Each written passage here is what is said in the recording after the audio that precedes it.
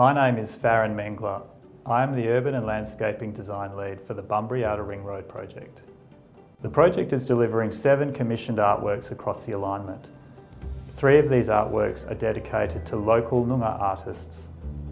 All of the artworks incorporate the urban design strategy and express the colours and the themes in unique ways.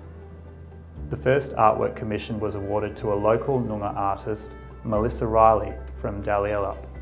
Melissa's artwork, Jilba, or Spring, will welcome visitors to the southwest as they transition to the Bunbury Outer Ring Road from Forest Highway. Utilising songlines and Jilba season, the elements of the local Bunbury area, sunsets, the wanong trees and the banksias, family, culture and heritage. I was excited to be involved in working on the Bunbury Outer Ring Road project. Seeing the artwork take shape on the bridge still doesn't feel real. Usually when we're sitting by the water, fishing, crabbing, and we're sitting around as a family, yarning, and some old stories are told, and you're sitting back, you're looking at nature and the sunset. It's just something that stays in your memory forever.